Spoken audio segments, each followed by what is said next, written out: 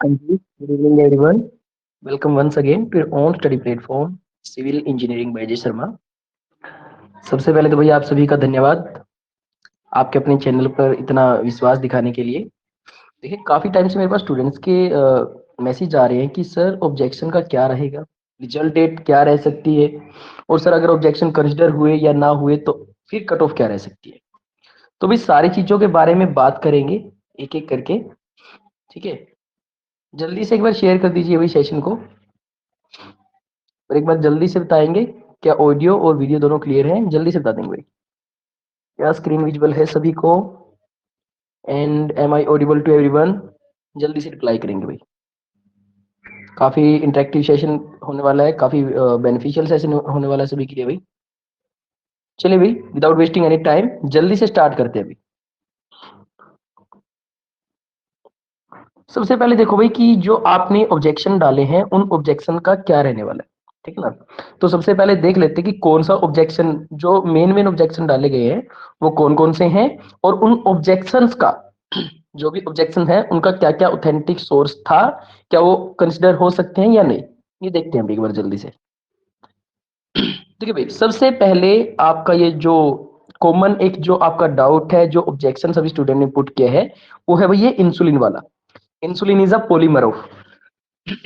अब स्टूडेंट्स ने इसमें क्या ऑब्जेक्शन लगाया है, क्या क्वेरी आई है। सबसे पहले तो भाई स्टूडेंट्स ने एक इसका सोर्स लगाया है आपका एनसीईआरटी का। ठीक है ना। उसमें क्या दे रखा है कि inulin is a polymer of fructose, not insulin. ठीक है ना। तो भाई आपका ये मैं मानता हूं कि आपका जो ऑब्जेक्शन है वो कंसिडर हो सकता है, क्योंकि आपने एनसीईआरटी का सोर्स लगा रखा है उसमें। ठीक है ना। दूसरा, एक स्टूडेंट्स ने और डाउट भेजा था मेरे पास में। उन्होंने इसमें बताया था कि इंसुलिन आपका हार्मोन है और वो आपका क्या है, पॉलीमर नहीं है। तो भाई वो भी आपका डाउट वहां पे कंसिडर हो सकता है। तो यहाँ पे हम मान सकते हैं कि ये वाला ऑब्जेक्शन आपके कंसिडर होने के 80 to 90% चांस हैं कि ये आपका जो ऑब्जेक्शन है वो कंसिडर हो सकता है। ठीक है ना। तो यहाँ पे हम मान सकते हैं कि आपका 1 मार्क आप यहाँ से श्योर कर सकते हो कि 1 क्वेश्चन आपका एड ऑन हो सकता है। नेक्स्ट देखते हैं भाई, देखिए रैपिड हार्डनिंग सीमेंट का भाई। ठीक है ना। ये भी मोस्ट ऑफ स्टूडेंट्स ने ऑब्जेक्शन लगाया है, और इसका आंसर आपका जो एचएसएससी वालों ने मान रखा है भाई, वो डी मान रखा है कि by increasing lime content and burning at high temperature.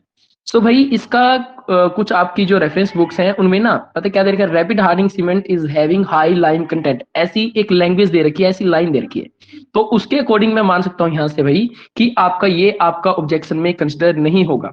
ठीक है ना। हमने भी स्टूडेंट्स को यही बताया था कि आपका इसमें या तो आंसर ए भी हो सकता है या बी भी हो सकता है। ठीक है ना। बट भी मैं इसमें मानता हूं कि ये आपका ऑब्जेक्शन में कंसिडर नहीं होगा ये वाला, क्योंकि देखो एचएसएससी क्या मानेगी, एचएसएससी मानेगी जो भी ऑथेंटिक डेटा, जो भी इन्होंने ये लगा लो कि जैसे कि इन्होंने ड्राफ्टमैन वाली बुक से कुछ क्वेश्चन उठा के दे रखे हैं, एज इट इज लैंग्वेज वो दे रखी है उन्होंने, है ना। तो भाई जो लैंग्वेज इनके क्वेश्चन से मैच करेगी ना, ये उसी को कंसिडर करेंगे ऑब्जेक्शन को। तो यहाँ पे हम मान सकते हैं कि यहाँ पे आपका ऑब्जेक्शन कंसिडर नहीं होगा ये वाला भाई। नेक्स्ट देखो भाई, what is the benefit of using thin mortar joints in big masonry. So भाई इसका देखो क्या हो सकता है, इन्होंने माना है it reduce the cost of construction, है ना। भाई इसका जो मोस्ट एक्यूरेट आंसर हो सकता है ना भाई, ए ऑप्शन हो सकता है। It improve the structural stability of the board. और इसका हमने भी ये लगा लो भी कोई सोर्स प्रोवाइड किया है, जो आपके अदर इंस्टीट्यूट हैं, अदर आपके जो भी यूट्यूब चैनल्स हैं, टेलीग्राम ग्रुप्स हैं, उनमें भी आपका ये वाला सोर्स प्रोवाइड किया गया, और सभी ने भाई यही आंसर माना है। सभी ने स्ट्रक्चरल स्टेबिलिटी के अकॉर्डिंग ही अपने प्रूफ प्रोवाइड किए। तो भाई यहाँ पे हम बोल सकते हैं कि 50 to 60% चांस है कि ये वाला ऑप्शन आपका कंसिडर हो सकता है। तो यहाँ पे मैं मान के चलता हूँ कि यहाँ पे भी आप एक्सपेक्ट कर सकते हो कि ये वाला ऑब्जेक्शन आपका कंसिडर हो जाएगा। नेक्स्ट देखो भाई, what is the minimum recommended wall thickness for load bearing wall. अभी मोस्ट ऑफ द स्टूडेंट्स ने इसके लिए क्या ऑब्जेक्शन डाला है, रॉन्ग क्वेश्चन का डाला है। रॉन्ग क्वेश्चन का क्यों डाला है, क्योंकि इन्होंने जो लोड बीरिंग वॉल है ना उसका टाइप नहीं दिया कि वो आरसीसी है, ब्रिक मेजनरी है, इस टाइप से। ठीक है ना। स्टूडेंट्स के अकॉर्डिंग, और ये लगा लो कि जो भी ऑब्जेक्शन लगाए गए हैं, जो भी प्रूफ डाले गए हैं, उनके अकॉर्डिंग आपका ए और सी दोनों आंसर बनते हैं। अभी एक में आपका 100 mm है और एक में आपका 300 mm है। अभी एचएसएससी पे है, मैं मानता हूं कि इसका आंसर आपका एचएसएससी कंसिडर नहीं करेगा, और ये ऑब्जेक्शन के भाई काफी कम चांस है कि ये ऑब्जेक्शन आपका कंसिडर हो सकता है। ठीक है ना। नेक्स्ट क्वेश्चन देखते हैं जल्दी से। देखो भाई, which type of bone is useful for construction of one brick thick walls. देखो भाई, इसका आंसर मोस्ट प्रोबेबल आंसर आपका हेडर बॉन्ड आएगा। बट स्टूडेंट्स क्या कर रहे हैं कि स्टूडेंट्स ने कुछ अपने प्रूफ निकाले हैं, उनके अकॉर्डिंग इंग्लिश बॉन्ड बोल रहे हैं, ठीक है ना। लेकिन एचएसएससी इसका भी ऑब्जेक्शन, ये वाला ऑब्जेक्शन भी कंसिडर नहीं करेंगे, क्योंकि इसका आंसर मोस्ट प्रोबेबल आंसर इसका हेडर बॉन्ड ही बनता है भी, ठीक है ना। सो यहाँ पे हम मान सकते हैं कि इसका ऑब्जेक्शन कंसिडर नहीं होगा। अभी तक केवल दो ही क्वेश्चन के मैं बता रहा हूं कि दो ही क्वेश्चन के ऑब्जेक्शन कंसिडर हो सकते हैं। एक आपका इंसुलिन वाला, सेकंड आपका थिन मोटार जॉइंट वाला। इनकी हाई प्रोबेबिलिटी है भाई कंसिडर होने की। नेक्स्ट देखो भाई, what is the role of bitumen in pavement construction.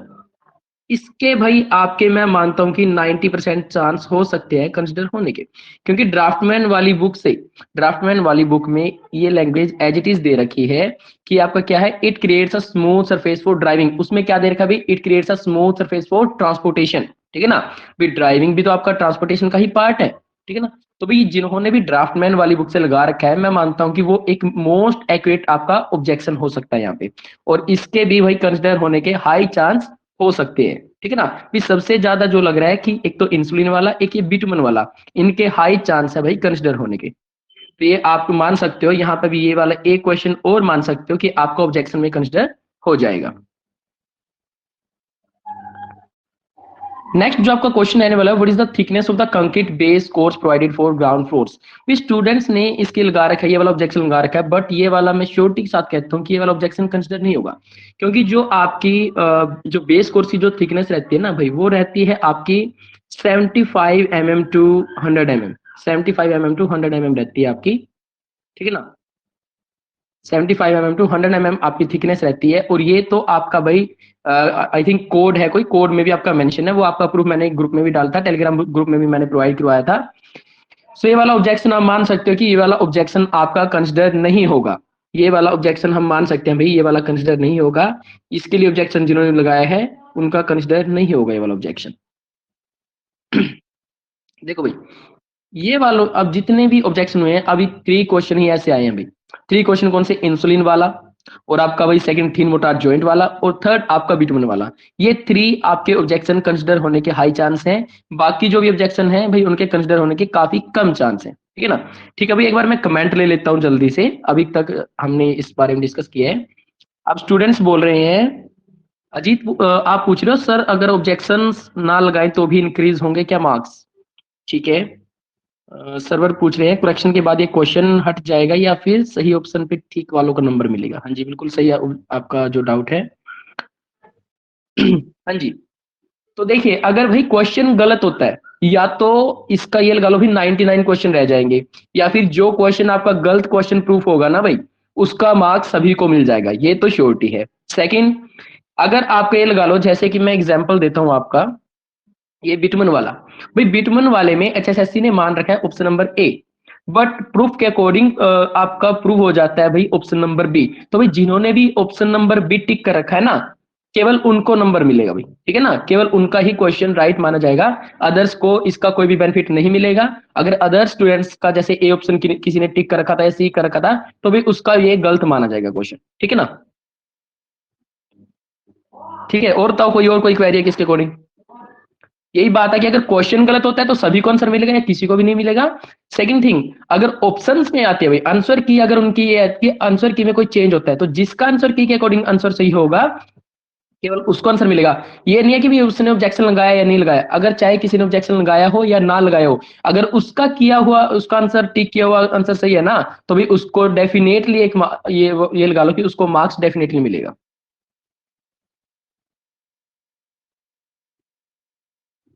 अब कैसे लगा सकते हो जीत ऑब्जेक्शन, ऑब्जेक्शन की डेट तो कल तक थी, 23rd and 24th, 2 days objection के लिए मिले तो थे आपको। अब ऑब्जेक्शन नहीं लगा सकते ना आप।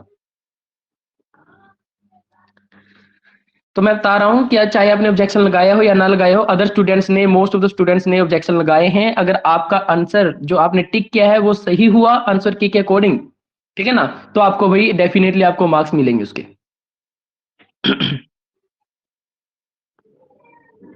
चलिए भाई, अब बात करते हैं भाई रिजल्ट के बारे में। ऑब्जेक्शन की बात हुई, ठीक है ना। एक चीज और बता देता हूँ भाई, कि ऑब्जेक्शन के बाद आपकी ये लगा लो भाई आपकी क्या रह सकती है, कट ऑफ। तो भाई देखो, ऑब्जेक्शन के बाद आपकी हल्की सी वेरिएशन आएगी भी क्वेश्चन पे। 2 से 3 क्वेश्चन आपके वेरी कर सकते हैं भाई, ठीक है ना। जैसे मैंने अभी 3 बताए हैं अभी कि 3 क्वेश्चन के हाईली चांस है ऑब्जेक्शन कंसिडर होने के। यहां से मान लेते हैं कि भाई यहां से देखो कि अगर 2 क्वेश्चन भी कंसिडर हो जाते हैं ऑब्जेक्शन के लिए, तो क्या होगा भाई, +2 हो जाएगी वेरिएशन, और दूसरे स्टूडेंट्स के लिए -2 वेरिएशन हो जाएगी। यही तो हमने कट ऑफ में डाला है, यही चीज तो हमने कट ऑफ में ऑलरेडी बता दी है। स्टूडेंट्स का यही डाउट है ना कि ऑब्जेक्शन के बाद से कट ऑफ क्या रहेगी। तो भाई ये चीज तो पहले ही हम मान के चल रहे हैं। जैसे मैं जनरल का एग्जांपल लूं, सो 64 कट ऑफ रहने वाली है।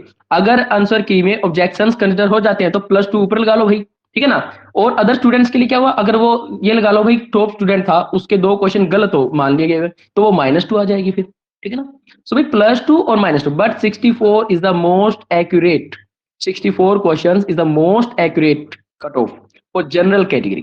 बाकी कैटेगरी का भी आपको वहां पे मेंशन कर दिया गया भाई, ठीक है ना।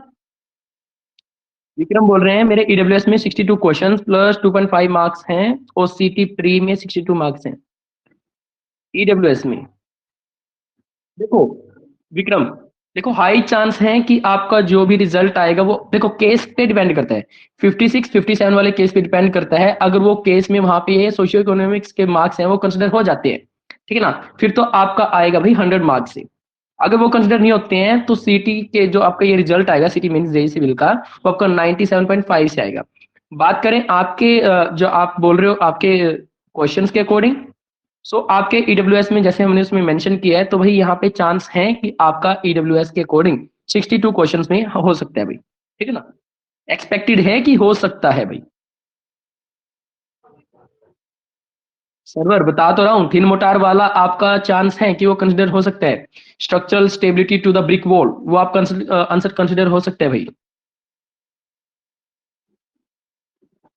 ड्राफ्टमैन वाले के लिए अजीत हम अलग से एक सेशन लेंगे। अभी जो सेशन में जो बातें जिन जिन बातों के लिए हम यहाँ पे सेशन लिया है, केवल उन्हीं पे बात करेंगे अभी भाई, ठीक है ना। बताओ भाई, ऑब्जेक्शन रिलेटेड किसी का कोई डाउट है या नहीं, उसके बाद हम रिजल्ट पे चलते हैं जल्दी से फिर कि रिजल्ट कब तक आ सकता है आपका। चले भाई जल्दी चलते हैं अब रिजल्ट पे। देखो भाई रिजल्ट पे क्या रहेगा आपका, रिजल्ट पे आपका डिपेंड करता है ये 56 57 वाले केस पे। 26 और 27 जो आपके फैब को आपके केस लगे हुए ना, उन पे डिपेंड करता है।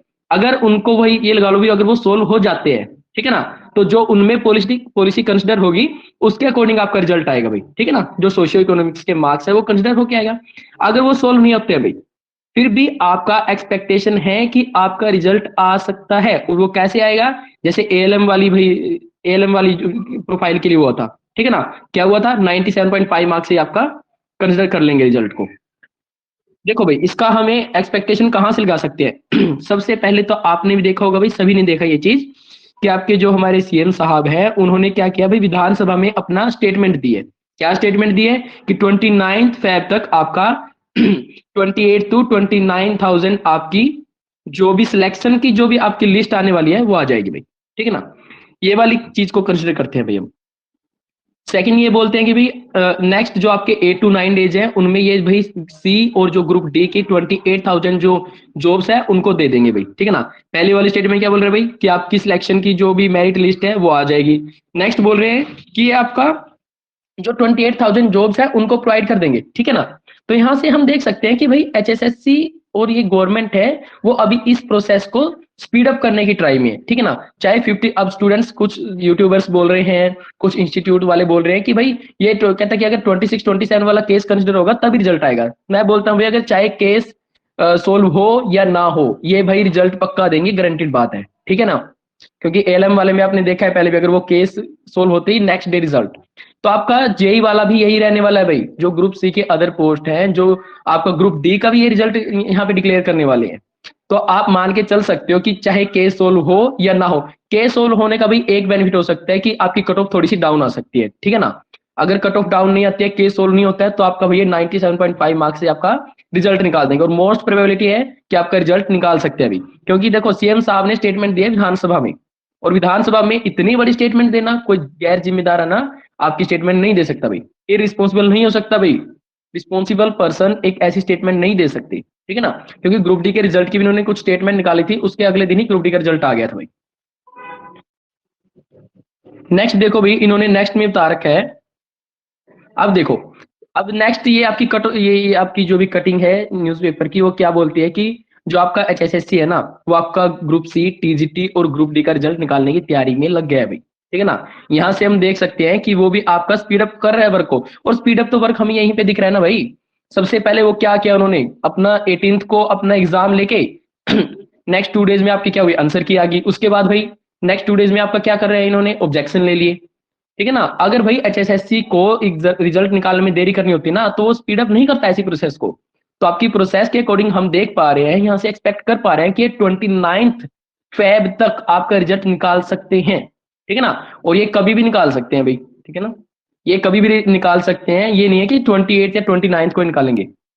अब गवर्नमेंट को ये अपनी भर्तियां हैं भाई, वो जल्दी से जल्दी कंप्लीट करनी है। अब जितने बच्चे, अब ये मैंने पहले भी वहां पे ग्रुप में भी, टेलीग्राम ग्रुप में भी ये चीज मेंशन की थी कि सभी सिविल इंजीनियर्स को यूनिटी अपना मेंटेन करनी है भाई, यूनिटी बना के रखनी है। क्योंकि जो भी रिजल्ट होगा, रिजल्ट में अगर कोई भी आपकी इरेगुलरिटी अगर आपकी आती है भाई, कुछ भी आपको धांधली वगैरह कुछ लगती है उसमें आपके रिजल्ट में, तो सभी को यूनिटी दिखानी है भाई। ये नहीं है कि जिन स्टूडेंट्स का सिलेक्शन हो जाएगा वो अपना सिलेक्शन ले लेंगे, सभी को। क्योंकि ये देखो ना, अगर आपने सिलेक्शन ली, अगर आपने सिलेक्शन ली तो कल को ये भी है भी कि वो कोर्ट केस के बाद आपको हटा सकते हैं फिर, ठीक है ना। तो मोस्ट प्रोबेबिलिटी यही है कि भैया हम ये मान रहे हैं कि ये अपना कोई धांधली वगैरह ना करे और काफी पारदर्शिता के साथ आपकी सिलेक्शन को करे भाई, ठीक है ना। फिर भी अगर कुछ इरेगुलरिटी कुछ आती है इसमें, तो सभी स्टूडेंट्स अपना यूनिटी बना के रखेंगे भाई। ये बता रहा हूँ भाई, प्रोसेस इन्होंने काफी स्पीड अप कर दिया प्रोसेस को, और जल्दी ही आपका रिजल्ट निकालने की, और जल्दी से आपकी ज्वाइनिंग करवा देंगे भैया, ठीक है ना। Up to first week of the March ये आपकी ज्वाइनिंग करवा देंगे भाई। ये एक्सपेक्टेशन है, ये एक्सपेक्टेशन है, जो भी ये लगा लो भी, कुछ सोर्सेज से भी हमने पता किया है, तो वो भी यही बता रहे हैं कि इन्होंने अपनी जो भी आपकी प्रोसेस है ज्वाइनिंग की, रिजल्ट की, उन्होंने इसको काफी स्पीड अप कर दिया भाई, ठीक है ना। अब नेक्स्ट पूछ रहे हैं भाई कोई, चलो ड्राफ्टमैन वाले और जो भी अदर स्टूडेंट है उनके लिए भी बता देते हैं थोड़ा सा। ये बोल रहे हैं अभी, ये देखो, ग्रुप सी के जो बचे हुए एग्जाम हैं, उनका जो एग्जाम है ना, जो भी उनका पेपर है, वो 9 मार्च के बाद संभव हो सकता है भाई, ठीक है ना। 9 मार्च के बाद भाई वो पॉसिबल है। अब इसमें देखो भाई, कौन कौन से ग्रुप को ये बता रहे हैं, ये बता रहे हैं भाई कॉमर्स वालों को। ये नेक्स्ट क्या बता रहे हैं भाई, ड्राफ्टमैन वालों को, ठीक है ना। जो ड्राफ्टमैन के जो आपकी पोस्ट है, वो 9 मार्च के बाद आपकी पॉसिबल है उनका एग्जाम भाई। अब जो इसकी कट ऑफ है, इसका सिलेबस है, क्या कुछ रहने वाला, वो नेक्स्ट सेशन में हम डिसाइड करेंगे भाई, ठीक है ना। अब यहाँ तक बताओ कि जो भी आपकी ऑब्जेक्शन से रिलेटेड है, या आपकी कट ऑफ से रिलेटेड है, या आपके भाई रिजल्ट से रिलेटेड है, किसी और की कोई क्वेरी है तो जल्दी से एक बार कमेंट कर दो, बताओ भाई जल्दी से, फिर हम सेशन को सम अप करते हैं। रिजर्वेशन पॉलिसी से क्या फर्क पड़ेगा, पहली या दूसरी फॉलो करेंगे। दीप बोल रहे हैं, दीप ने अभी ज्वाइन किया भाई, तो जे एग्जाम पे उसके बारे में बताना है।